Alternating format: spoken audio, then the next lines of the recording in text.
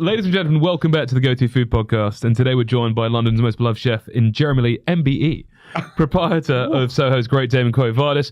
Prior to that, he ran Sir Terence Conran's Blueprint Cafe for 18 years. And is the only chef, I believe, and I think I'm right, to work for both Simon Hopkinson and Mr. Little. Is that right? Yes, curiously enough. I was amazed when that extraordinary fact came to light. Yeah, it's quite incredible. Blushed marvellously. you guys are all very different, but you all had the same icon. Different energies, different cooking styles, but you all had the same icon in Elizabeth David, the same influence, right?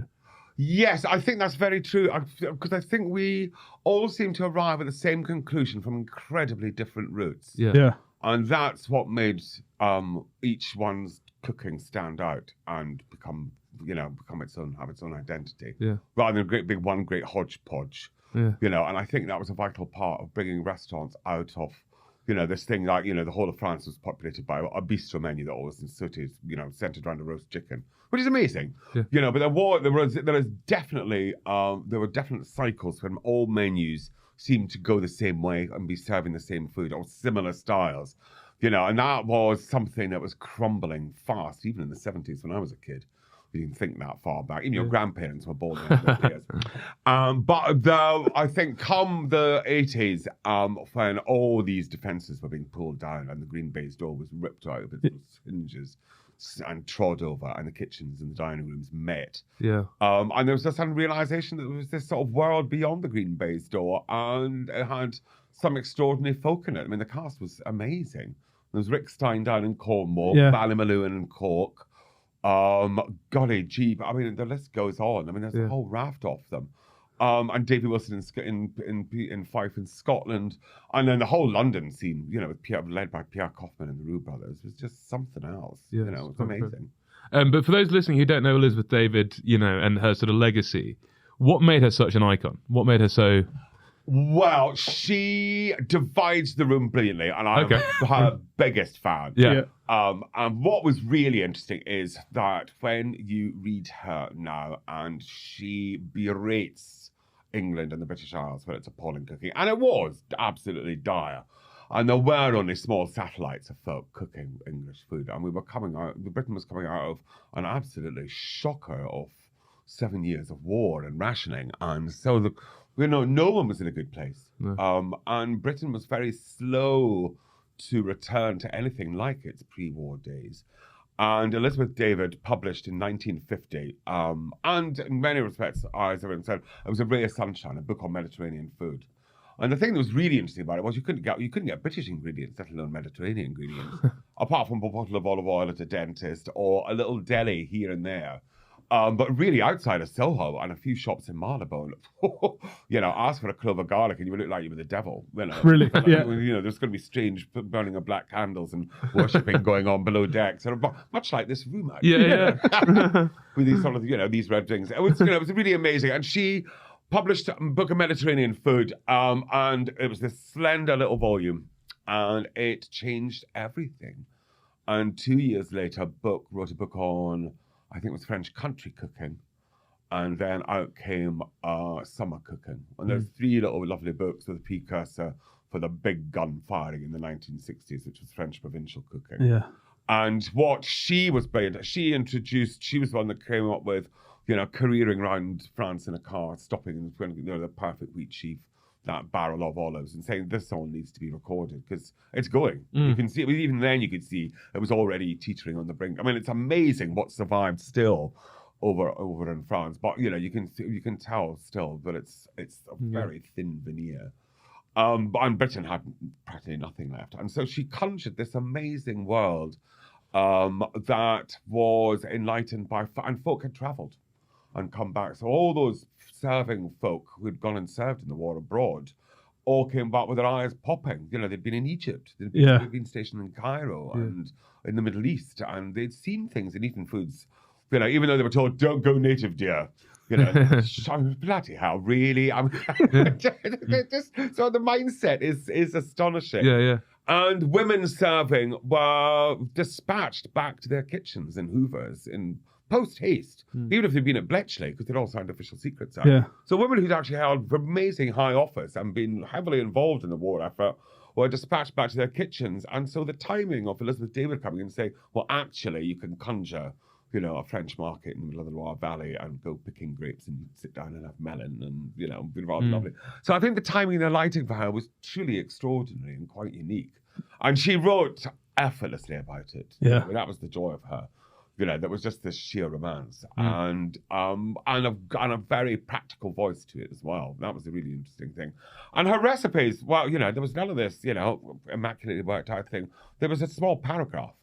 And so the idea was that you would be, your hand was held into doing this. And if you had a bit of you could work out what to do. And as Julia Child famously said, she said, I could no more get away with writing a recipe like that than fly in the sky. She said, but she said, all you have to do is open Elizabeth David and something, it's never going to be bad. No. Something good will come of this. Yeah. Or even if it's a hodgepodge. Was it radical that she was writing them like that? Or was it because there was a greater skill level in home kitchen, so she kind of, people would kind of understand what she was saying? Well, she was the first one to pull down the Green Bay's door and left cooking from this thing, that the chef cooked cuisine. Yeah. And a domestic cooked, was a cook. Which is appalling. I mean, because cuisine is cook. Chef just means boss. It doesn't mean anything. It just means, a chef postman, for God's sake.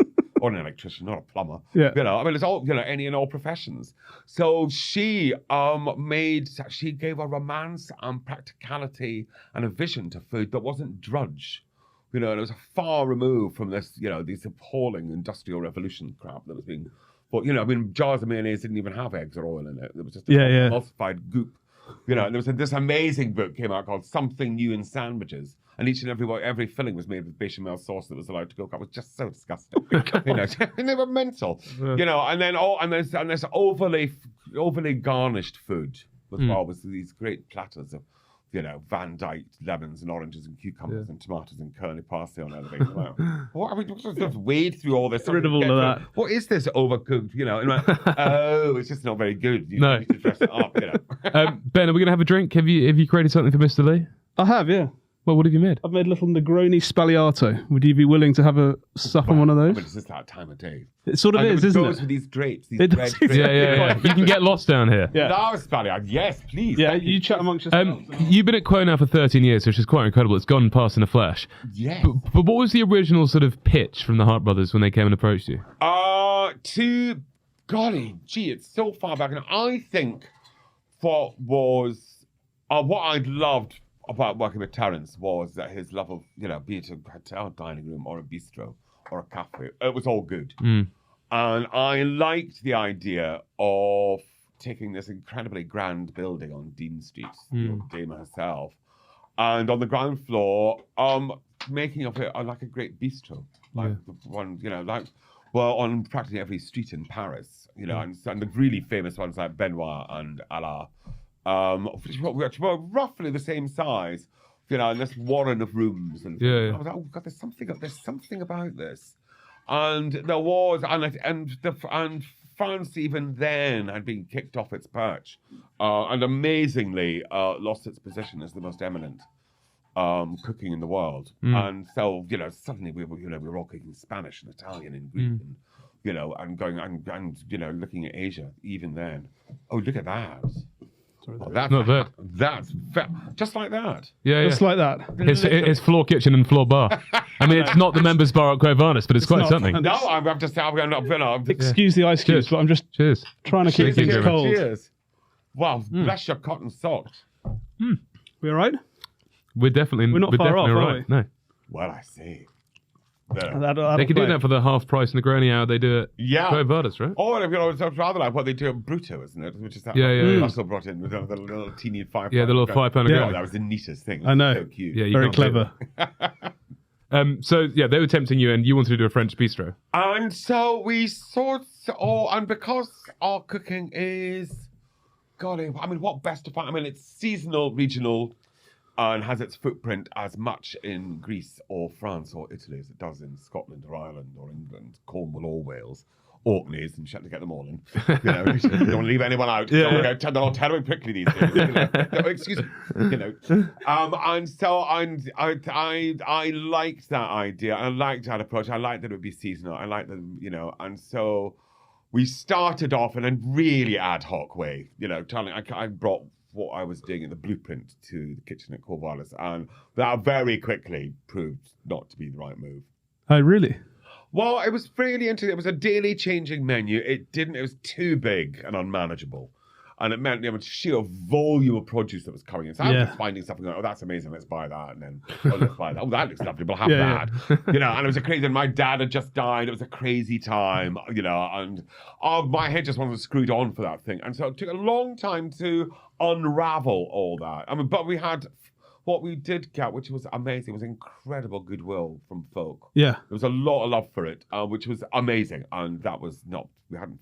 And was that because this sort of institution was being saved? Was that because people love you? Like, what was? I think it was a whole. The Hearts were various. And the Hearts, We had Fino up the road, and we had just opened Barafina to tremendous acclaim. I worked with Terence. Terence was beloved. He was the most eminent restaurateur at the time. So the stars aligned with a lot of incredible folk involved in this. Even though Sam, Eddie, and me, right in the prow of the ship. Doing sailing off into the sunset. Not so much, but the idea was very romantic. And it was lovely. And it took off like a rocket. Yeah. And we got a lot of amazing feedback. And the thing with Quo Vadis back then, of course, she was enormous. It was like feeding the dining with a Normandy or the Queen Mary. Yeah. There's the floor space of 4 London townhouses. Whoa. She's enormously extravagant as a building, and it's a miracle it still exists, frankly. Yeah. The dear darling, it's life in your bag yet, whatever. Truly amazing. And so I think the stars aligned, and then I think there was the magic of for asking Julian Roberts to design our menus, and then him introducing us to John Broadley, who brought the illustrations to it all, and then a new generation of producers and suppliers started coming. We just suddenly thought, suddenly a British slant really announced itself. It was without plan. Yeah. It just sort of became the more rational and sensible way to go. It's just common sense. Yeah. And we were mad about the seasons anyway, and suddenly we realized out, actually, it's amazing. You've really got to look quite hard for seasonal produce that's grown on a farm. Yeah. We're like, where else do you get this stuff? And so we began bit by that one. And then over time, we decided to do a monthly menu, which made a lot more sense for building that size and a dining that scale. And then the world changed, and Barafina took half the ground floor. Yeah. And then we downsized this modest little affair, quite amusing, which everyone loved, but it's just so goddamn small, Yeah. And so over time, then James Hart did this amazing makeover of the entire ground floor, because we had this extravagance of space in the reception area that I used to fill with half a covered garden, because it could swallow a whole this enormous floral display. It used to be amazing, your floral displays. I mean, who was doing them? They were extraordinary. Eddie and I did them in the early days. I've nearly bankrupted the buildings. Bought half a jungle every day. Our central heating destroyed. It was like, oh God, what are we going to do next? It was great fun. Yeah. And we had a riot of fun doing it, but comes a time when you need customers, not flowers. Yes. So, actually don't put the profits in a vase. It's not really the best way forward. So, we woke up very quickly to, even though we loved the extravagances of Quo Vadis, really what she needed. And it's amazing how long it takes for those pennies to drop and the scales to fall from your eyes and become actually something you can just go, actually, you could make this work. Because you always just thought it was just going to be, a bottomless pit of money just falling into it. But actually, that build, we didn't want that. We didn't want to work like that. No. So the change came exponentially, and it does take probably the better part of 13 years. Cheers. I mean, you've got a bar, bakery, restaurant members club. There's a lot still going on in the space. But I mean, for those lucky or unlucky enough not to be members, how does that food offering differ from the dining room downstairs? There's a bar menu, right? Oh, they're all the same. We all get the same. No, oh God, I know that path, We used to cook breakfasts. We used to offer everything. And we did have a bakery once. No. Sadly, no more. No. Our amazing Carol, I think he inherited somebody from his grandfather, if I remember rightly. I went back to Bratislava. Oh, Phenomenal baker, though. Absolutely splendid. And we loved him. But he did turn the whole place into a flour dust ball. Because when you're a bakery, it's flour everywhere. So it was quite nice not having to clean that all up every day. Your before we could even start cooking. your smoked eel sandwich has been on the menu since day one, but I read that it was actually quite close to not being a thing if you could have got hold of truffles on the day of. Is that right? Yes. Very much. Oh my God, you have done your homework. Well, a tiny bit. I know exactly. It's dear Sherlock and Holmes. And wow. No, years and years and years ago, a very eminent French chef called Michel Rostin opened his eponymous restaurant in what had been the Piccadilly Hotel, which I'd first stayed at when I first came to London, funnily enough, and is now the Meridian, just opposite what was Simpsons, is now Waterstones. And in this great grand glass-fronted thing, the French do have terrible taste. Actually, it always makes me laugh. You're like, why is it so? Anyhow, moving on very swiftly. Can we cut that bit? Actually, doesn't it? And the first offering was this incredible perfume filling the room as we all sat down to grilled slices of poilin bread stuffed with black truffle. Butter, salt. That was it. And we all went bars out, and I was with Fergus Henderson. Yeah. We sat there and looked at each other going, just unable to speak really. Yeah. And it was so delicious. And so I thought, well, let's do that. There's a little box here. And so we'd work with Julian on what the design of the menu would be, which would be an homage to Sam and Eddie's original plan for Quo Vadis, but based very much and firmly in brasserie menus and bistro menus that we've enjoyed in France, particularly in Paris. And we had a little box, and we went, that's the sandwich box. So we'll put a little truffle sandwich in there. And needless to say, we could, when the one truffle that was around at the time cost about $1 million. Yeah. You're like, well, that's that done. And I said, well, we could always pop the smoked eel on there, just as a chucky innie. Fill the space for now, because there happened to be a whole package of smoked eel. Yeah. Had been bought with nothing on the menu with them. Typical. and thus history was made, I suppose. The rest really it went on. Did immediately people were loving it? It was extraordinary. It was totally unforeseen, totally unthought through, totally planned. And it's now been off the menus. What it doesn't waver. It goes down, and it's it's a delicious thing. What is the magic for those who haven't been lucky enough to sample it in terms of the coming together of the 4 or 5 items? Golly, it's the $1 million question. What on earth is it about a couple of bits of bread and some smoked fish? Which is basically what it is. But I think there was a time when it was first put together at the Blueprint. That was a time when the only sourdough you could buy in the country was imported from Paris. Is that right? Yeah. It's hard to imagine the time there was no sourdough. No. Simpler times. Maybe happier times. I don't know. Just it's extraordinary. It was a white bloomer. It was mother's pride all the way in. Yeah. The white pan loaf. It was extraordinary times. And then I had when I'd cooked with Alastair on Frith Street, had met the redoubtable Mr. Beale, who was a Lincolnshire Fen eel merchant. Right. And so his company was Beale's Eels. Beale's Eels. Beale's Eels, and he used to come down once a week with his bundle of eels. And that was it. And he was one of the last of the great Lincolnshire Fen eel fishermen. Don't all our eels come from Holland now? Like the Dutch eels or where? The Dutch know. Europe knows a great deal about eel and worship them. Whereas here, I think there was all of that. Say the smoked fish had fallen into that strange realm of it was seafaring folk ate it because it was a black herring was thus called because it was cured and smoked to such a degree you could wedge it in the rafters. So that if they really did get in the doldrums, they could reconstitute it. God knows how, it was pure salt. Oh. And a red herring the next notch down until you got to the more familiar herrings. Yeah. Kippers and what have you.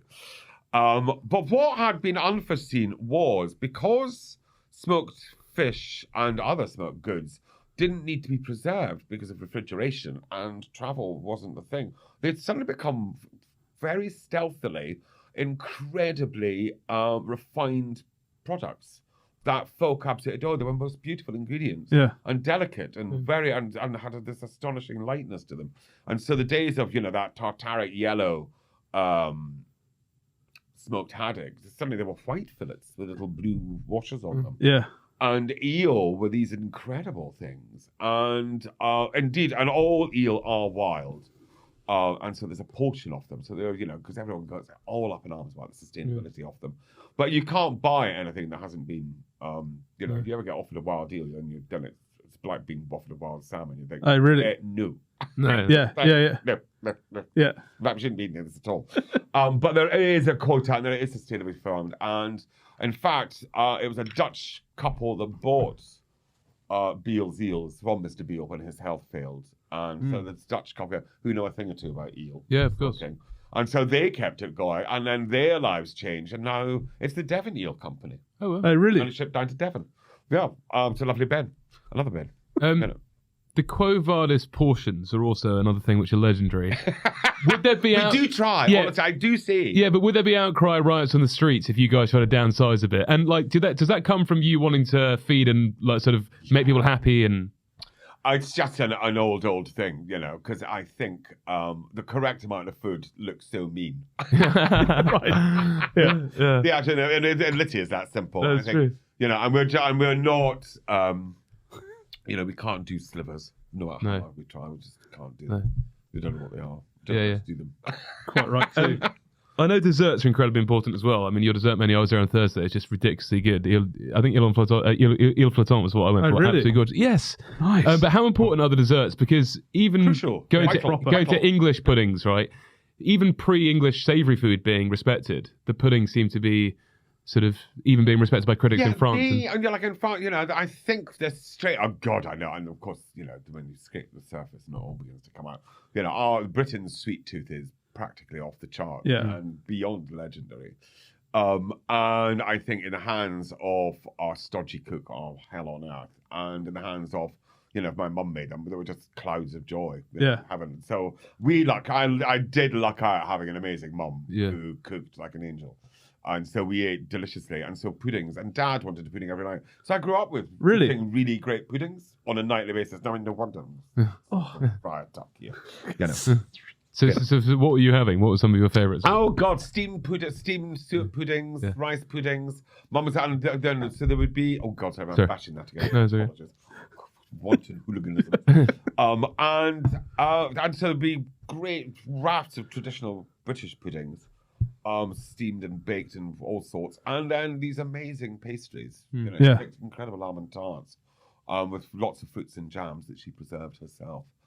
She did everything, So we grew up with that, and that was buried very deep in our DNA without us even realizing. This was not the norm, and back then it really was not the norm at all. No. And we grew up in the great berry country growing part of Scotland and down the Vale of Strathmore, the Cartagary and the Tay Valley, and it's what's miraculous is these legendary raspberries. I mean, they were famous for marmalade, and they were famous for oranges, not raspberries. Yeah, right. Dundee marmalade. Yeah. Wow. Yeah. That's strange. Yeah. Lots of people messages asking, what is the secret to the perfect meringue? Oh. I've been told that you have the secret locked away, but can you share it with us today? Yes. Don't be nervous. Okay. You will mix. No, Mum gave this to me when I was 17. God, a young lad starting out in the kitchen and completely flummoxed by this, having to make choux pastry and meringue. Yeah. I didn't know how to do this. I eat the damn stuff. I don't make it. To make it, no. No. And there you must weigh the egg white. I've worked that one. Right. That took a long time to come to, because eggs vary dramatically in size and age. The way that, and so 1 part white and 2 parts sugar, and you beat the egg whites very, very stiff first. Must be as stiff as can be, and then you beat in the first half of the sugar, and then fold in the last part. Wow. Oh. And is Very there some stiff. oven-based shenanigans? There's an oven, and you put it into a very hot oven, 180 degrees to start, and then you turn it right down to 120 degrees for 1 hour exactly, and walk away. Well, that's it. Never look at it. Don't touch the oven. No. You must be brave. Now is the time to be bold and reckless. Talk about being bold and reckless. I mean, life on Dean Street can never be boring. You must have seen some incredible sights during your time. But even being in charge of Quo for the last sort of 14, 15 years, it must have changed rapidly. I mean, we've had a couple of restaurateurs from Soho who've said the residents are getting harder and harder to please, and things are going a bit odd. What's your take on it, Jeremy? Well, I'm kept brilliantly because I've been grounded for so long. I have an arthritic hip. I've got one new one, and because they waited for so long, the other one's kicked off. So I don't get out and about as much as I do. But I think one of the most significant change is the food community in the whole of the West End of London, not just in Soho, but because I remember when I first started out, there were butchers on Mount Street, all the restaurants from Allen's and Bailey's. There were all the markets were thriving on Berwick Street. They still had a whole rack of stalls going on. And there was Maison Berto, Patisserie Valerie, what a tragic story that is. And now there's only, and of the Italian delis, the only one remaining from when I started is Lina Stores which has moved to still is on Brewer Street. Yeah, but it's a sort of slightly different iteration now. Yeah, but Soho is old. She's 400 years. The Soho tapestry that John Broadley drew in the club dining room, first floor.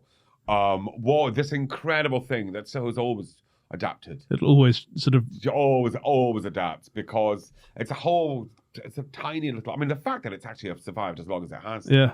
Considering its prime real estate right in the middle. And right up until the 70s, it was completely ignored. It was just a knotty den of iniquity. Yeah. And as Elizabeth David famous, when you went in, when you took your life in your own hands, just going in for a bottle of olive oil, you got your bottom picked. And asked how much. You're like, right, oh yeah. Nicolas Ekstedt, who came on a couple of weeks ago, said that the older you get as a chef, the harder it is to be creative, and you have to sort of surround yourself with younger chefs. Yeah, creative people I know. Yeah, do you find that at all? And if so, you say you can't get out as much because you had the hip injury, but do you have to eat out to sort of be inspired by? Like, how do you get your inspiration for your dishes? Oh gosh, wow! One of the other things is our incredible team. One of the things that's really interesting is by your pupils, you will be taught. Yeah. They keep you on your toes. And if they're not learning and if they're not growing as cooks, I also refer to them as cooks or kids, which gets even more trouble. It's like, stop saying that. I'm so offended. And so it is, and it's very easy, and we've all seen it and experienced it when you suddenly just your chutzpah ups and goes. And so making sure, I think it's one of the great things age does give you is recognizing when you're tired, when you're not firing on all cylinders, you need a break. And chefs are terrible at managing themselves. Yeah. That's the really major thing. What we should all be given is the right act when we start out is look after yourself physically and mentally and make sure you take lots of holidays. Go and eat something. And don't, it's not just your local down the road, go abroad, expand your horizons, because it's an expansive world, and I think one of the things that made the big difference to why the restaurant scene exploded with such a dramatic verve and furnace in the 80s was that there was fueled by people who had traveled. Who go abroad. They had very expansive vision, rather than being quite narrow-minded and stuck in the way. So it's very easy to get stuck in your ways. It's very easy for dining room to calcify. But what you want is thoughts going. And when you have a constantly, because teams constantly evolve and folk come and go, and it's a constant tragedy. The days of when folk used to stay for decades now, you can count in minutes in relative terms. But it's a really wonderful thing when you see kids, kids.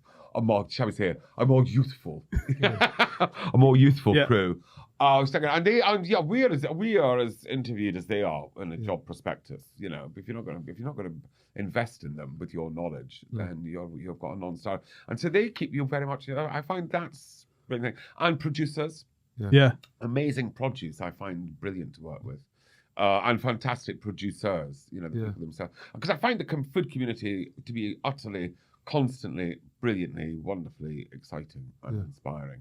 And you just need a farmer who's bothered to go into the seed bank and start growing new varieties of something. You're like, wow, you've just changed this dish. You've been cooking this for 20 years and you completely changed it. And so I think things like that are key and vital. There's a lot of that going on at the moment, isn't there? Producer, huge sort of growth. It's brilliant because the farmers need all the support in the world. Yeah. And who knows what part, we're all in the great thing is we've all grown up to a degree, we're all in the same boat now. and we've all got to look after each other. Yeah. And while this Brexit nonsense carries on, whatever that is, who knows, and how we can ever unravel it.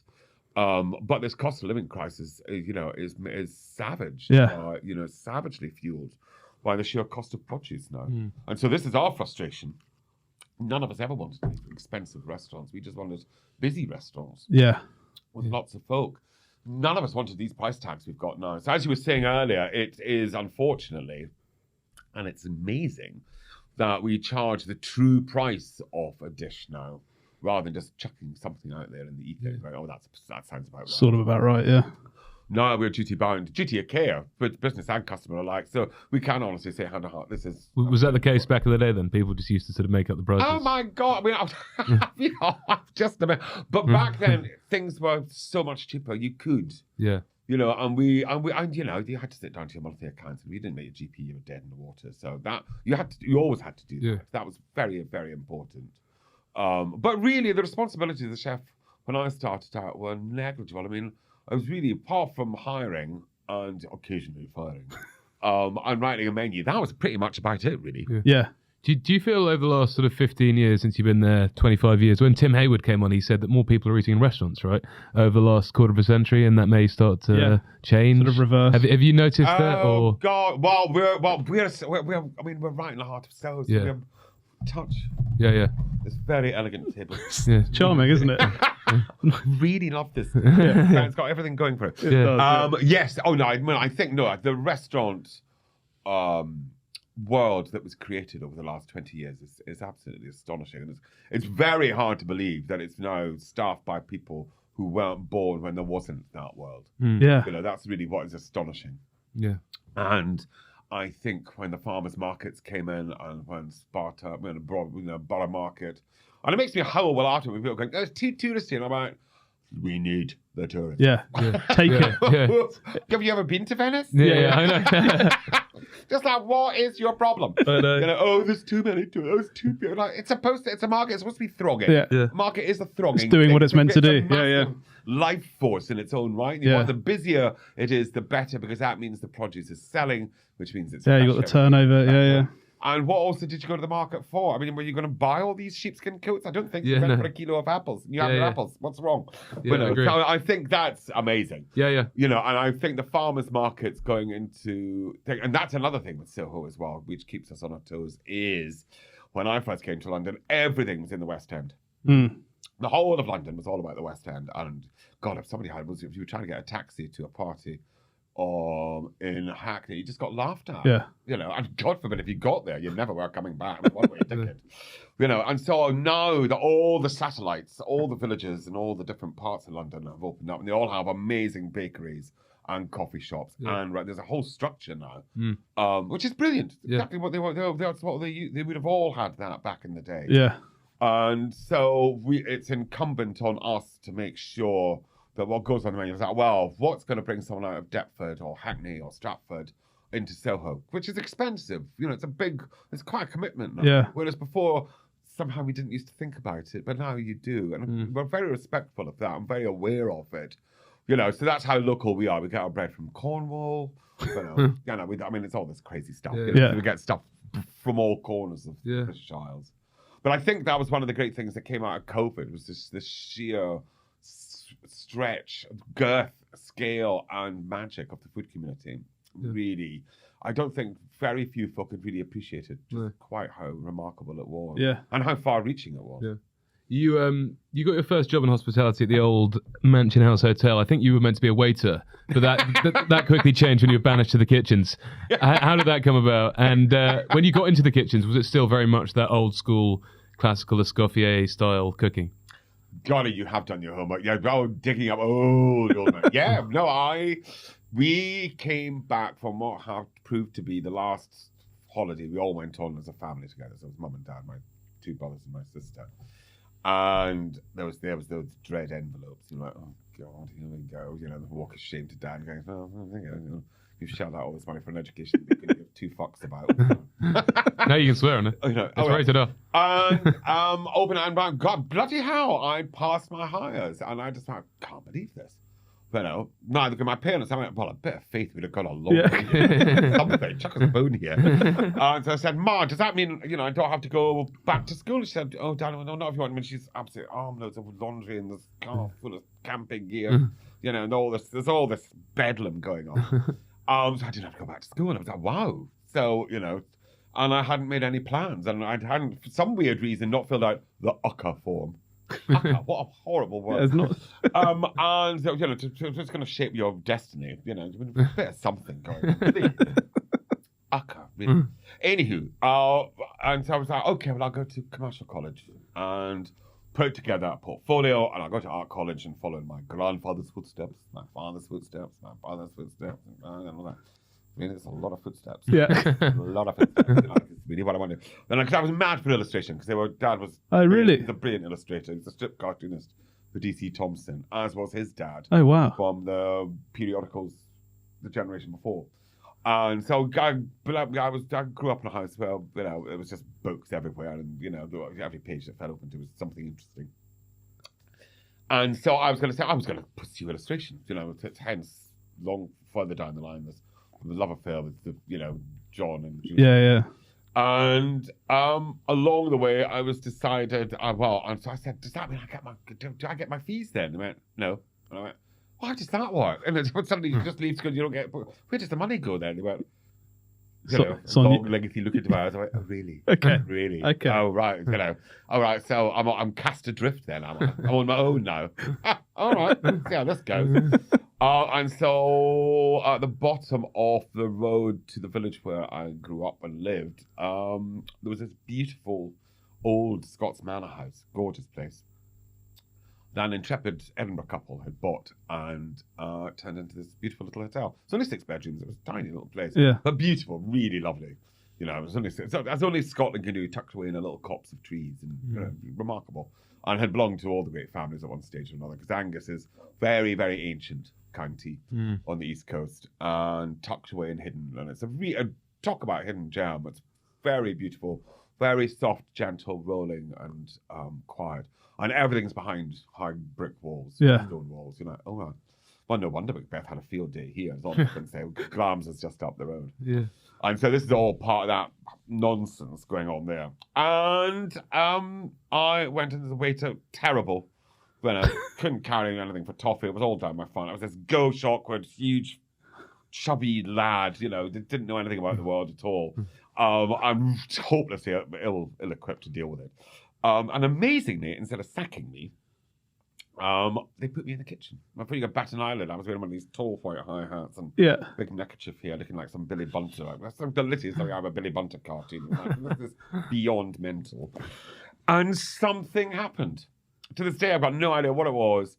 And the kitchen was run by these 3 young, very lovely chaps who used their names instead of chef, which I think is vital. Because I think if I'd gone into a kitchen where it was all chef, I really wouldn't have survived. Really? I wouldn't have survived a minute. Yeah. No. No, they were overtly male, but not macho in any way at all. Yeah. I think that was very key enough. It's taken me a long time to work that out. That they took this gawky, awkward kid under their arm, and under their wing, and over 4 years. So I suppose that would have been the amount of time I would have been at university or college. Yeah, it probably is about right. So you didn't go to college? No, that was it. You kind of found this world. Buttered away. Suddenly, I just vanished. Wow. What were they cooking in there? Like, what was the food? It was really good early Scottish cooking. So really good beef, because it's Angus. So it was a real, and the menu was very straightforward back then. Fillets of sole, chicken breast, amazing beef, incredible steaks, but done incredibly well. So it's very simple, very plain, a couple of fancy sauces, job done. Yeah. But all fresh, all cooked daily, and pretty good produce. Because Angus it grows everything. Yeah. So it could all be local. And I think, ironically, back then, I think a lot of produce you did buy by default was, if it wasn't free range, certainly it was all, it wasn't organic, it was certainly free range. Yeah. And, and that was it. And then one morning I came in and Nori said, outside now, and What have I done now? Oh, no. It was like something hopeless out of a Dickens, constantly in trouble and useless and hopeless child. To say, and he was to ask me, what was I doing? And I went, I'm sorry, whatever it was, I'm sorry. Yeah, what are you doing with your life? And I went, oh, what? Yeah. I thought I was doing it. I thought, this is it. And he went, look, and very sweetly gave me this very, very, very encouraging lecture, and that I'd kind of outgrown where I was, and their alma mater was now no longer in Scotland, but had taken up residence in the kitchens of Boodles on St James's Street in London. And did I fancy going to London? I went, wow, amazing. Yes, of course, yes. So you were sort of sent down.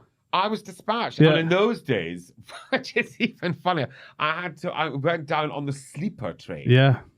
And rocked up in King's Cross at some ungodly hour in the morning and was allowed to stay on the train till whenever. And then jumped on the Piccadilly line, smoking all the way, because you could still smoke in the underground. Oh no. Cigarettes by the thousands. Yeah. Nervous. Got off at Green Park, walked down, past the Ritz, past Le Caprice. Oh my God, back then. Yeah. And then there was Boodles, right next door to D.R. Harris. And there was Davidoff in the corner and Fortnite. I was going, oh, this is about right. You've arrived. This is about right. Yeah. And then went down these white stairwell, white stairs through a black railing into this incredible realm, through all these wine bins, these cages full of the most astonishing wine. And to meet Mr. Podmore. And man, still call him Mr. Podmore. Yeah. Podmore. Yeah. And I had a 20-minute interview with him and then got back on the train and back up to Scotland. Wow. And I had to Really? wait to hear if I got the job. Well, you obviously did get it. And then, did Yes, you? fate struck. Yeah, you did get it. But then, after doing some time at Boodles, you move on to work for Simon Hopkinson at Bibendum. Yeah. One of the most iconic dining rooms in the world, one of the greatest chefs. But at that time, it was a lot of expensive French restaurants, kind of, complicating loads of ingredients. How refreshing was it to go somewhere which did expensive food, but simply, or more simply? Oh, well, to be honest, I didn't really eat out. I never had the money to eat But out. as a chef, was it different to go Oh to... my God. I mean, when you walked into a Bibendum for the first time and your jaw just hit the floor with a resounding thud, it's amazing you didn't crack the tiles. It was so beautiful and so exciting. And we all knew the Michelin building, it had always been, this gently decaying, Mrs. Havisham kind of like building going on. And Terence did the most amazing job. And then latterly went on, and then Fergus Henderson's dad was the architect, the great Brian Henderson. Really? So lots of stars aligned with lots of folk. And I had, because between Boodles and before starting with Bibendum, I'd worked in a catering company. Because folk forget there was a huge splurge of catering shops, Yeah. catering companies back then. So what folk were then doing before the restaurant scene really exploded, were having cooks come to their homes to cook food. And generally they were either Leith or Ballymaloe educated Right. cooks, who mostly gravitated towards these catering companies. It was Yeah. unusual for someone of a male persuasion, out of the overtly macho chef world that I grew up in. But brilliantly and bizarrely, I managed to navigate through without any thought or plan of what have you. There was all, it was all about, I seemed to like places that liked good produce. Yeah. And it was completely subconscious. I no Really, you weren't idea seeking them out for that reason, or no? but I remember arriving at Boodles and these mountains of boxes from Allen's on Mount Street and Bailey's and just going, and then I would spill a deer and there's all these birds. You're like, wow, this is amazing. And catering companies was entirely the opposite. It was the days of the Silver Palette in New York, were absolutely bustling. Young Martha Stewart, a very bright, Yeah. when her recipes usually started with take a vintage Tuscan farmhouse and, a couple of ruined tableaux, put your table there. Yeah. And that, so we cooked amazing food there. And I was asked to cook a dinner in, some grandee, some banker in finance, certainly, in Holland Park, and arrived at this enormous house, vast. They went, oh, Right. oh, that's all a bit, Yeah. it's all a bit much, isn't it? I was taken downstairs, and typical of, these vast facades, You go in, there's a little electricity 4-burner Princess electric cooker, and you're like, really? 60 people, really? And I look around, and there's this sea of round white cloth tables with all their gold chairs on there. And it's a blur. To this day, I've got no idea what happened that night. And the following morning, rocking up at Duff and Trotter and going in, come upstairs. And I was like, oh, God. They had to refund the whole thing. And they went, congratulations. It was a resounding success. And I went, oh, what? Really? What? Of course, yes, lovely, thank you. And we had been given a tip, and it was like the Thatcher years, and he'd handed over 1,000 quid. Wow. Tip. Whoa. And I went, oh, thanks. They went, and I was like, oh, for God's sakes, come on, And they said, we are so grateful, thank you, because he's actually a great friend of a friend, blah, blah, blah. But we'd love to take you to dinner. And Bibendum had just opened, so I asked to be taken to Bibendum. And that was the die was cast then. Just watching this diner, I went, wow, that's amazing. I want to be part of this. Yeah. Yeah. Listen, I said, God, is this what I've been waiting? Was this what I was waiting for? Was this what all this has been about? Because there hadn't been a plan. And it's interesting. I speak to a lot of friends from back then. And when we were all very, very, very young, none of us had a plan. No. It was really unusual for someone to actually choose to become a cook or a maître d' or a cimetière. Yeah. A lot of it was just fallen into through happenstance. And there, I started out with a young Phil Howard, Bruce Poole, Henry Harris. I mean, we're all kids. Matthew Henry. Did it feel like it was a change? Like it was an exciting moment happening? Because when you look back now, it was extraordinary. San Andreas. Okay, right, yeah. And it was off the Richter scale. Yeah, okay. No, it was the drums were beating hugely by this. Yeah, okay. And if we weren't cooking at Bibendum, we were eating in Alastair Little, or eating at Kensington Place with Rowley. Yeah. Or and then the Scargo was still guns firing. Beautiful. From the days when Stephen Chamberlain ran the and Elena had upstairs. So exciting. Yeah. And everything was exciting. I mean, it was all new. I mean, Harvey Nichols was opening up. And oh God, I mean, they couldn't get. There were not enough locations for restaurants to open in. Really? But then there were sort of wonderful things like Anna's Place in Stoke Newington still then. The amazing Anna Hegarty, who you would arrive to, who just did the best herring in London. So you travelled all over London to get them. And I always remember arriving. I never remember leaving. It always came with a great deal of schnapps. Yeah, that's a great one. But can you tell when you were surrounded by sort of Phil Howard and Bruce Poole and the likes that there was something magical in terms of the chefs around you, or was it? There was definitely electricity in the air. It was definitely a charged atmosphere, and and we were and none of us had ever seen anything like this. I mean, it was all new. If London had this, and possibly there have been these amazing, great places like the old Quaglinos and what have you in the 30s, but it really was the stuff of privilege. It was only the upper classes that had access to these grand places, really. Yeah. Otherwise it was just, a Lion's tea shop, for us, really. And suddenly it was the jeans and tiara, generation. And, you could wear a pair of jeans to a restaurant. Yeah. You could wear, and throw on a Catherine Hamnet shirt. Yeah. The pound did go a lot longer back then, I have to say. But was it just because Thatcher had lit fire to the City of London, so there was just money about? God. Is that what was going on, or what? Tons. There did seem to be unlimited cash. Because I do remember a bank manager calling me and saying, "Dear Mr. Lee, you're overdrawn by £222.34, and this will place funds immediately in your account." And then, of course, you'd run right down because there were banks everywhere back then. So I would run down to the Bank of Scotland at Piccadilly Circus, write a cheque for £20, which you could just get cash for the till. Just go, give us 20 quid, quick. And so, and you could do all that nonsense back then. Stuff which is unthinkable now. Yeah.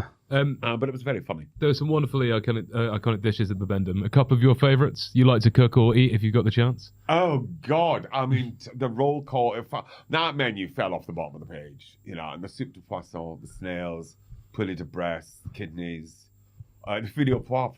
When did you ever get excited about a fillet steak? But Simon had a magical, intuitive touch to his cooking. And Terence had fallen madly in love with him at Hilaire. Yeah. And when he got the Michelin building, he went to eat with Caroline, who he was married to at the time. And just slipped he just did a quick little sketch of the Michelin man and just went, "Got it. Fancy?" and history was made. Yeah. But the menu, I mean, the pudding menu barely never changed. There was tart tatin, tart fino pomme, chocolate petit caramel ice cream, lychee sorbet, amazing. And Piedmontese peppers. I mean, stuff that's that's where I learned you could have, because the a la carte dinner menu was entirely Simon's, and that changed monthly. But the lunchtime menu, if you wanted to, it was an amazing compliment to his cooks. We were allowed to, if you wanted to cook anything, we were allowed to. Really? We were buying all these Chez Panisse books and Nancy Silverton and all this Americana. Yeah. And these Australian chefs, and we were just devouring these books. And we found ourselves with an outlet. So we could put these dishes on the lunchtime menus, which was amazing. That's incredible. It was just extraordinary. Yeah. And I miss terribly. We were roasting poulet de Bresse at 11:30 at night. I mean, it was mental. And the wine list was incredible. I mean, the detail in that place was just something else. Yeah. It was magical. 1994, he's, in his own words, said he had a bit of a breakdown and sort of took some steps away from the kitchen. You've been cooking for nearly sort of 40 years professionally. Do you ever feel like you get close to burnout? Like, have you ever had time to yourself where you're like, I need some time off, or do you just love it so much that you never leave? Oh, God. The gamut. I mean, the whole lot. And it's cyclical. But the thing is, if 40 years down the line you're still doing the same thing you were doing 40 years ago, that's a problem. Quite a big problem. You're like, and so I think you have to grow and manifest. And I was very blessed, I've got to say. I was invited to do television, write newspaper columns, write articles and stuff. So I was able to have lots of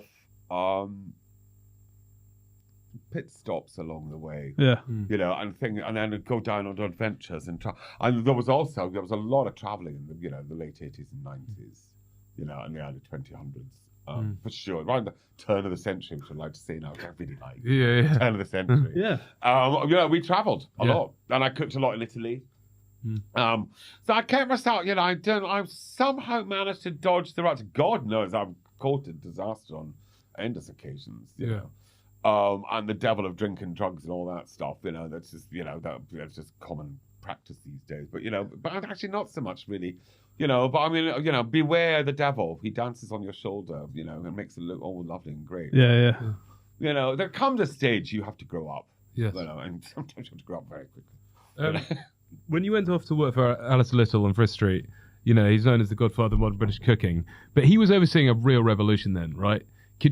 For those who don't know, he was ripping up the rule books in every single way, from service charge to what you can wear to the waiters, what they wore. Could you just sort of paint a picture of your memories of how crazy that was? God, we worshipped at his altar. He was absolutely everything.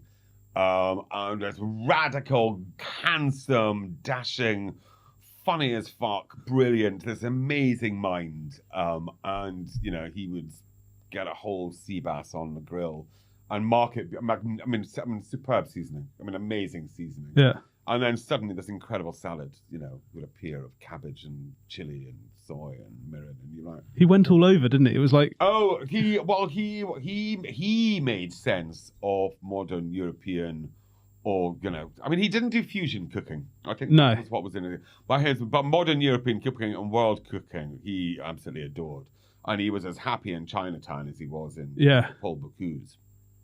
And had no boundaries whatsoever, and certainly no filter. He just loved it. It was good. He loved it. Yeah. And boy, if you earned his wrath, ooh, oh really? Oh God, he was had a vicious tongue in his head. That was very funny. I remember him reading in Keep It Simple when I was looking up the potato pancake recipe. And he just laid into Georges Blow, and I was like, ooh.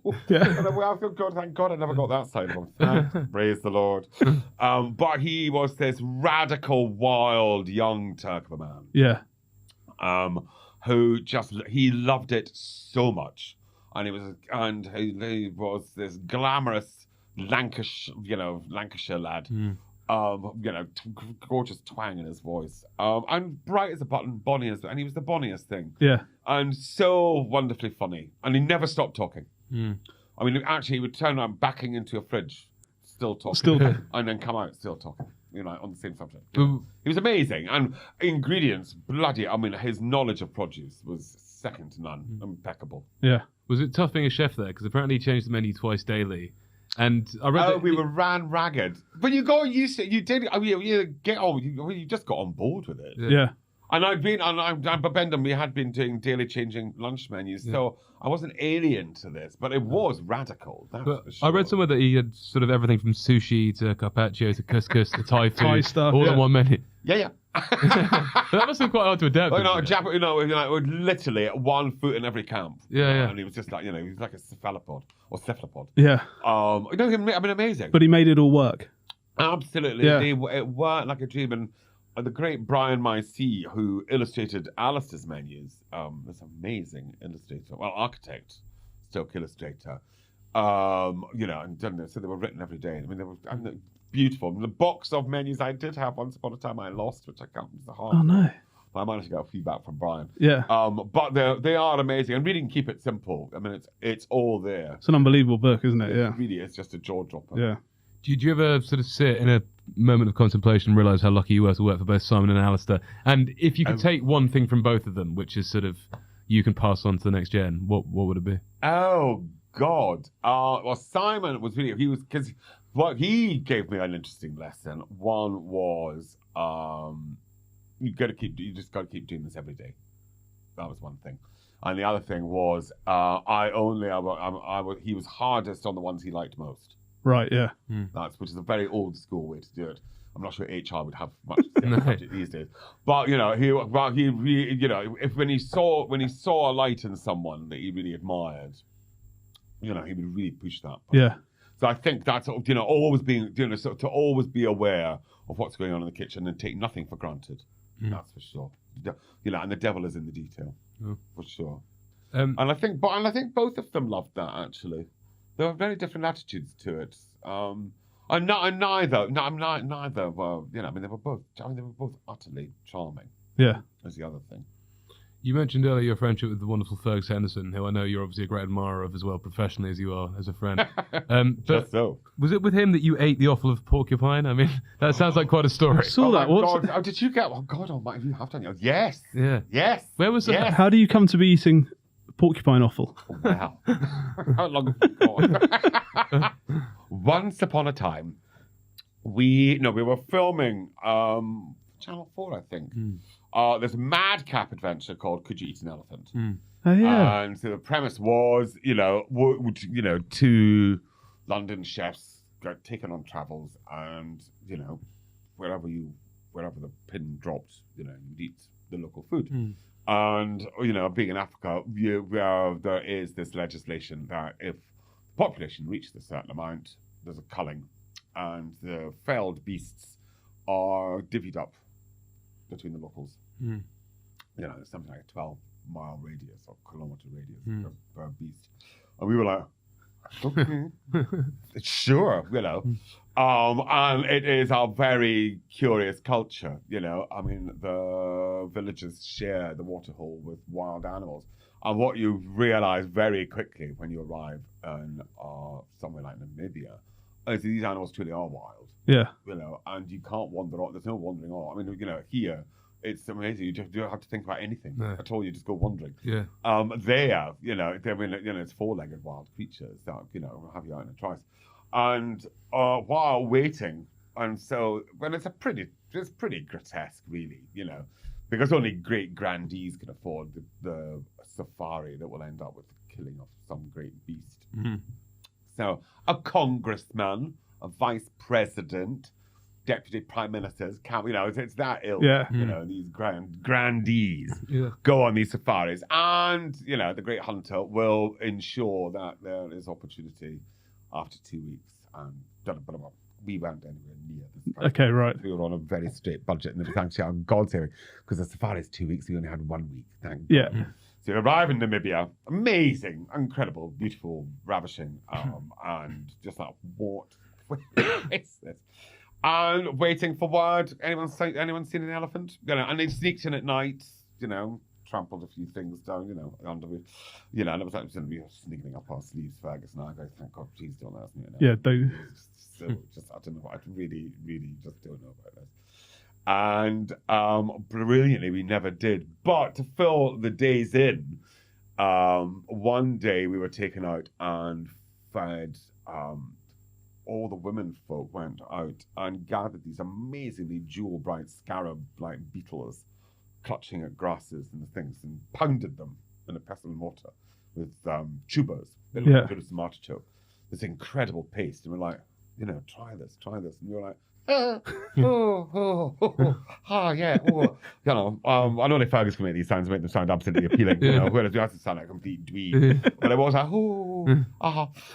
anyway, finally we tasted this one, and within 10 seconds, our fingertips were tingling, and the tips of our ears were tingling. We went, what is this? I was saying, no wonder you can charge through the bush and the velds, in a nanosecond. This stuff, talk about superfood. This is really the charts. I mean, our eyes were out on stocks dancing. Sure. It was incredible. I mean, this is not safe. I mean, it's all like this is going to be marvelous. It's amazing. Even though we have just eaten raw beetle and sugar. Okay, go on. There's no recipe for this, and they were all going, like this is great. And then the following day, no sign of an elephant, and so I was like, okay. So I was like to get my pity point out and start doing making another tapestry. I should fill one day. No, we can go and we'll go hunt porcupines. Oh, as you do. All right. And by chance, I had encountered a porcupine on behind Assisi. There's this enormous national park in Italy, in Umbria. And I was like, oh, chance! I was conjuring, Italy national park. Fool of a child, so naive. It'd be this idyllic scene. And of course, porcupines are completely protected there. So nothing would happen to it. Anyway, so before you can bat an eyelid, we're under this great baobab tree, digging all chaps are digging away like crazy. We're like, why are you digging underground? I went, well, they sleep during the day. I went, oh, can't they just sleep? Shouldn't we just do this at night? Well, cameras, Jeremy. I went, oh, right. Bit of practicality. Yeah, well, yes, you all film it, like this one, And I said, well, why are they digging so deep, though? I mean, what's, well, because they're like cuckoos. They go into another nest. I went, really? It's a bit rum, really, isn't it? And we suddenly we're mic'd up again. I was like, oh, shh, just don't say anything. No. Just go with it, And there's this amazing, it's like the scene in Raiders of the Lost Ark when they're digging up soil and there's shovels going mad and they vanish below the line and they're still digging up stuff. I'm like, what the hell is going on here? And then, luck, find a porcupine. I went, oh dear. And down went, and these poor darlings were just bludgeoned. Oh my God. It's quite out there. Yeah. We were like, wow. It just doesn't do much for the appetite. Your dinner being clubbed to death in front of you. Okay. But we were just like, no, this is obviously the thing. This is how they do it. And we were not going to be, the horrible touristy, squeamish. We're treading on very thin ice at the time on this whole business. And we're like, wow, that's a bit outrageous. And then the next thing we're being offered in their hands, because they've, offered the quills, done in an amazing butchery. Yeah. There was a whittled down in the trice. And prior to place was the offal, which had been cooked in the ashes of the fire that had been going all day. And Fergus and I, now the colour, sort of the tone of green, the tone of red in this room, we were the tone of green. Just gone absolutely, nudging puce. Going, wow. Oh my God. So porcupine offal. We had to eat it because it was, it was a great honour. How is it? Ashy. Yeah. It was quite ashy. Christ. It really is a blurb. I mean, and it never hit the air. That really? That was brilliant. It never made it to the final cut. Okay. Because that would have been, I think, yeah. Wow. Outrage central. Should we have some food, Ben? Did you make anything for the wonderful Jeremy Lee? I've made a little frangipane tart. I made us pudding. Okay, oh my God. Is that all right? Yes. It's my favourite tart ever. Pear and rosemary frangipane tart. Sounds incredible. With a bit of creme fraiche. Would you be up for that? Yeah, I love it. You're spoiling it. Thank you. Let's have a little bit. In 1994, Jeremy, you got the opportunity to obviously work with your great friend, Mr. Conran. Yeah. to open the Blueprint Cafe. But at that time, I'm thinking sort of cheese and ham toasties, which have been sat to spend too long out in the middle, and like an old pack of crisps and a banana. When I think design, well, not design, but when I think museum cafe. Yes. So was it quite a weird pitch for you to go like, we can make this incredible building, amazing view, but to make it an amazing restaurant like you did? Oh, God, it's so interesting because Terence, to give the design museum its last boost financially required to open, Terence gave them the lease for the first floor, that wall of glass, which is why the Blueprint existed. And the ground floor was the museum cafe, which was the bowl of soup and bag of crisps and flapjack, brownie routine. And it turned out we danced with it constantly, how you could make that work. But the Blueprint was always a stand, an independent restaurant. And Terence was adamant and very prescient, really, that why would you not, having gone to see something amazing in these galleries, would you not want to sit down to a good lunch afterwards? Yeah. Why would you, he said it always struck him as very peculiar that you go and look at something magnificent or beautiful or rare and precious and special. And then, oh my goodness, look at that. Well, wow. It's hard for us. it's lovely. That's just the loveliest thing, darling. Thank you. Right? Yeah. That's great. Proper lovely. So was it being run beforehand then, before you took it? Yes, it had, I seem to have this thing of choosing restaurants that have slightly calcified or, the spirit is slightly up and gone. And the Blueprint had slightly, God, it was a long time ago. Well, it was quite a sort of strange thing, and I think the one had moved on, and it was just before Borough Market and Spa Terminus and Maltby Street had kicked in, and then it became this whole food-generated area. Yeah. And sure, the architects and designers were piling in. But it was a funny remote post. It wasn't central London. Yeah. You built a reputation there very quickly. Oh, thank you. Yeah. It did. She really was a lovely thing. And it was, that situation was really quite exceptional. But interestingly, although the view to the front was exceptional, overlooking the Pool of London and those great vast East End skies with no high rises, and then the city to the left with fortunately none of the existing buildings at the moment wasn't even there at the time, if I remember rightly. But the hinterland was really exceptional as well. Yeah. That whole Jamaica Road and going down, through all these amazing places. And then when it became a food, metropolis, really that's when the game changed dramatically. And it wasn't that there weren't, and it was interesting. Anything I spoke to other folk about, Yeah. I was like, well, why would I leave this? What's so special about you that I would give up all this for? Yeah. That's gorgeous. Is that all right? I hope it's all right. Yeah. How much did Terence Conran change the sort of face of restaurants in London? Oh boy. He was, one of the great things that Terence had in his legacy was kitchens. Because it wasn't just for him to do the front of house and have that all dazzling. He wanted to make sure that the back of house, as it's so politely termed, was as efficient and lovely, and so that staff worked in good environment. Wow. This was key to him, and I think he was also, the one that brought staff welfare that was much into it was as much a part of the restaurant as anything. Yeah. And he was pivotal with that. And I think that was, and he was the one, he was giving, he'd always give shares to his chefs and what have you. And he was enlightened, and he was mad about produce. He would absolutely support the chef fully through and through, which was and still is very rare. Yeah. I think it's quite interesting. I think folks still think chefs are quite troglodyte creatures, which I think is a bit of a rum do myself, actually. Absolutely. But he was so important, wasn't he? I mean, the collection of restaurants created when it was Conran restaurants was exceptional. Yeah. Jeremy, you've been wonderful. I think we're going to move on to your go-to locations. So we're going to ask you a couple of places you like to hang out and head to. Starting with your go-to weeknight restaurant. If you get a day off from Quo, which I'm sure you do, where are you heading for something relatively chilled? You know, not like... But I would say Rochelle Canteen. Yeah. Seems to always be, it seems very hard to cycle, but to carry on past there. Yeah. It's a favourite place, always has been since day one. I think Margot and Mel created something so special there.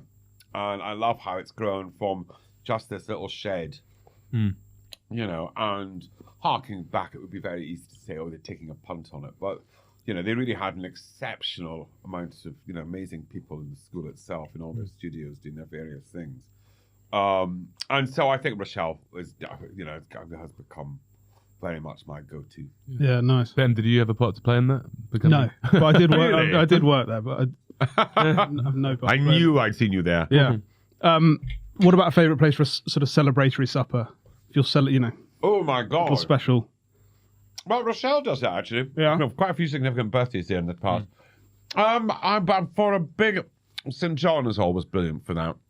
A big long table in St. John is always a special thing. Yeah, it's hard to beat. Are you pre-ordering or are you just letting people go? I think you have to do a big table. You have to do some homework, otherwise it's carnage ensues. I saw you could get like a whole suckling pig if you pre-order. Yeah, no, I mean it's pretty special. It's pretty just fantastic. Or then you go, you just get like whole turbots and brills. Yeah. Oh, wow. And then a whole great slab of roast pork or something. Very, very, and these amazing, and they're amazing pudding. They do incredible pudding. They do, yeah. What about your go-to pub? Do you still enjoy a pub? Well, I'm not really. I was never. See, Dad never took us to pubs, No. and I was a bit of a geek as a kid, so the pubs never really featured much in my life. But that said, the first pub I ever went to in London was the French House when I was a kid, and managing to sneak in, and Gaston was behind with his amazing moustaches, his great handlebars, and I said a vermouth, please. Nice. Because they don't do pool pubs. No. And always I'd always read about this legendary, glass of vermouth and a little lemon peel. A little pub version of a martini. Yeah. And so he handed me this, you like that, didn't you? And I went, yeah, delicious. Here's another one. Now fuck off. Obviously so underage. We're like, sorry. Yeah. But I've never forgotten that. That's brilliant. So the French holds a very, very, very, very special place in my heart. That's very good. Have you got a little hidden gem? Oh God! Wow, there's Coombs Head Farm in Cornwall. Yeah. Which I always think is so famous. Everyone must have heard of it. But the thing you grow up to very quickly in life is, what your assumptions are very quickly boshed. So Coombs Head's a great one. The Seaside Boarding House I love Yeah. passionately. Mary Lou's just beyond extraordinary. And then tucked away on a Hebridean island somewhere, just cooking lobsters and crabs, and it's very nice. Doesn't get better than that. Yeah. Truly hidden. What's the one dish you miss the most from your mum or dad when they used to cook? Oh my God, that's such a good question. There's a lot of dishes just the mince and tatties were brilliant. Yeah. The sausage stew and a great panel lentil soup was exceptional. And a great steamed suet pudding was a wonderful thing. Oh. I mean, they really did have a way, and and I've talked about it with my sister and my brothers, how they did it, and it was just their way of doing it. Yeah. So we emulate it, but I mean, you're never, you really are never going to crack it. No. But keep trying. Yeah. It was unique though, wasn't it? Because I read that your sort of friends used to eat out of sort of tinned and jars, and your parents would warn you when you were going off for tea with them that you weren't going to have a good experience. Wasn't quite as rude as that, but Oh, sorry. I hope. Oh, sorry, maybe not. Yeah. No, but the norm was, it was, but fish fingers and tinned peaches really was quite a norm. Yeah. The other one I remember was broken segments. So the broken mandarin segment, so you get a full segment, and then tins of broken segments. Oh, wow. Really? Yeah. It's like peanut butter. Yeah, that's great. So extraordinary. What about your dream long weekend? Dream long foodie weekend? If you could take sort of 4 days off, where are you going? Oh, but I've got a very dear friend who has a house in Lucca in Italy. That's a very good thing. And then I would say a toss-up between Rome. I'm desperate to get to Istanbul. Yeah. I still haven't been, which I find absolutely bonkers. And so that's on my bucket list. Very much so. That'd be great. And Rome, I absolutely adore. Just Any particular places in Rome that you would be heading towards? Oh, I think what I've enjoyed. Well, I'm very blessed. I've got a great friend who lives there. So I mean, my feet don't touch the ground, and you don't have to think. You just go, oh, lovely. Yeah. Oh, lovely. This Yeah. Sounds amazing. Yeah. Are we going to play Deli Steady Cook? We're about to play Deli Steady Cook. Just a couple more questions. This is the game we play. It made number 2 in the charts last year. We're hoping it's make number 1, Jeremy. We basically have ripped off Ready Steady Cook, but with Deli, who are a food provider company, and we're going to bring out a random bag of sort of treats for you, and you can bring anything you want along with what we're showing you to the party. Wow. And you tell us what you'd make with that, essentially. Excitement. Man, there's a lot of rustling going back. I know, here. Ben. I think Ben forgot to prepare his Deli Steady Cook bag. Let's be honest. Okay. I just thought I'd leave it to the very last minute. I think so it's all fresh. That's what we Yeah, like. it's all fresh. It's all coming out of his... It's all very fresh. Yeah, his back kitchen. Are you ready for your big reveal? This is quite amazing. Can I We should do this build up every time. We need a drum roll in, Oh my in the edit. God, look, it's all going Oh, on. the floor kitchen's down. The curtains are down. The whole place is falling down. Yum. Okay, here we go. I got my special bag. Sorry about that. No worries. So Ben, what's in your Deli Steady Cook bag today? Freddie, that is a huge question. I've got some northern pasta. A shape they Northern call pasta, not but just about wow. sort of a bit spelty, Yes. and it's in the shape of a radiator, which I think is novel and fun. Wow. Amazing. Yes. What you'll note is that none of these make sense together, deliberately. This is a little crispy chicken skin sambal from people called Mirin, which is delicious. And I have no idea what you're going to be able to do with that, Jeremy. Yes. Well, let's. These are little pepperoncino, so some chilies Oh, delicious. from a young man called Vincenzo, who has a pizza place. Oh no, we love pepperoncino. That looks a really good. Well, these. Yeah. I think that. Yes. Yeah, and then you've got a little miso vinaigrette, Wow. which is again Very good. Not je vinaigrette rien. Yeah. It's very Which is good. Wow. Small batch dressing. Yeah. Race it. Gosh. And so you were going to need to bring other things to the party. You telling me? Yeah. Well, I think cabbage, leeks, potatoes, and cheese for your British Ooh. spelt. Nice. What's that dish called again? I knew you were going to say. I've just forgotten it as well. Great big Northern Italian. Yeah. Our friend Luca was talking about it from Verona. Yes. yes. What's it called? Anyway, that Not one. called, I don't Yeah. And then you can make a bake of it and put it in the chili. Yeah, lovely. Yeah. And which is just heaven. I like putting like leeks in because it lightens the show. Mm.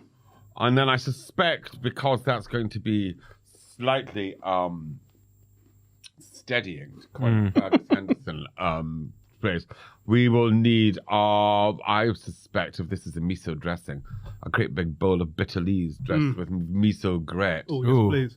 Yes. Sounds Yeah. great. Yes. Very happy. And we might be able to cook some of the bitter leaves as well as do raw. Ooh. Please do. And then Burn them I slightly. think we're going to toast some bread and spread it with ricotta and pop some pepperoncino on that Ooh. to nibble on beforehand.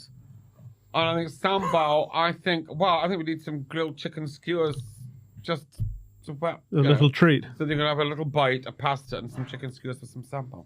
That is It was a incredible. pleasure. Listen That's to a very geniuses. random set Yeah. of ingredients. Random. Yes. You've Yes. done an amazing job with It's a that. good insight into I've done people's all brain. right. Thank you very Useful. much. And we should say, for those listening, you can get hold of those products and thousands more on the Deli website. All you've got to do is go to deli.food. Is it? I think it's deli.food. All you need to do is go on the Deli website and you can get 25% off with a code which will be in the bio of this podcast. We Very used to much share so. it out loud and then robots started to share it around the internet. So now we're going to put it in the box and you can see what it is this week. Jeremy, you've been absolutely wonderful. We're going to finish off in the way we always do. We're going to ask you, what is your go-to 3-course meal? Oh my god. I know, it's quite incredible. Wow. you mean not that, I have Freddie? been asked that before. Actually, he's munching his way through that Oh, okay. delicious tart. Yeah, very good. We try. Well, Really, you when try. you try, I've actually succeeded. Yeah. And if I have my way, late summer, so it's an early grouse. Mm. So I think it's a Hebridean island, a beach, langoustine and mayonnaise, followed by grouse with everything. and a bowl of raspberries, late harvest Scottish raspberries, and freshly churned vanilla ice cream. Oh. Oh. Yep. Are you all right, dude? Yeah, I am actually. Having a moment. Is longestine mayo and white wine sort of the greatest partnership in the world? Pretty much, yeah. Yeah. Yeah, I mean, they're out of the water into a pot onto a plate. I mean, Yeah. it doesn't get any. And what are No. you drinking with it? Merceau? Yeah. I would have thought. Yeah. Maybe a Montrachet. Incredible. Well, Jeremy, we wish you the best of luck with everything. You've been absolutely incredible. I mean, do you have anything else? Would you anything you can sort of flirt with us around outside Quo Vadis' walls? Are people coming to go like, Jeremy, come on. You've done a genius job for 18 years at the Blueprint, now 15 years at Quo. Is there going to be another Book, yes. book? There is? Yeah? Really? Actually, yes. There. Yeah. Oh my God. How did you get that out of me? I yes, don't know. I am working on another book. Bloody hell. Are you? Oh, God. Yes. Wow. That's hugely exciting. Thank you I very mean, cooking's an unbelievable. And how's that book. different than the first one? Because your first one was absolutely incredible. Well, because Fourth Estate is so amazing, and Louise Haynes, the most incredible publisher, they set the bar ridiculously high. So it's been a very difficult second album. Has it? Yeah, but a lot of fun. I mean, because cooking is, I think the food community is the most astonishingly brilliant collection of folk doing Yeah. incredible things and inspiring beyond belief. So yes, Well, Oh. come. Do we know? We don't know when we can expect it. Well, it was going to be autumn this year, but last year there was a very difficult year. Yeah. Okay. So it'll probably be next year. ooh, coming up against yours, Ben. Well, Well, you're bringing out a book as well, aren't you? I am Or is that bringing not... Oh, wow, brilliant. What's yours on? it's called Peckish. It's a journey around the UK, working out what British food sort of is at the moment Oh, fantastic. and what it's going to be. Yeah, because it's got a very, very, very Catholic appetite now. The British Yeah. food. It's extraordinary. Yeah, it's fun out there. Yeah. It really is. Maybe we can have a shared book launch or something. I don't know. Oh, I'm yeah, just looking to the everything, future. everything. Yeah, I would never tread on Jeremy, you've Jeremy's been toes. wonderful. Thank you so much for sharing these incredible stories. We'll have to get you in again just to share more stories in the future. Bless your cotton But socks, we thank are you. going to finish the way we always do. We ask you, and we never warn you, and this is normally the hardest question. What song do you want us to play you out with? Oh my God, bloody hell. Well, if I could have my choice, I suspect James Bond's This Never Happened to the Other Fellow on the soundtrack for On Her Majesty's Secret Service. You can have your Beautiful. way. It's exactly Oh what my you'll have. God. Yeah, of course you can. Jeremy, here it's coming up now. Thank you so much. Those are your go-tos. And thank you for those wonderful stories. Thank you. Thank you, boys. Cheers. Thank What you. heroes. Thank you so much.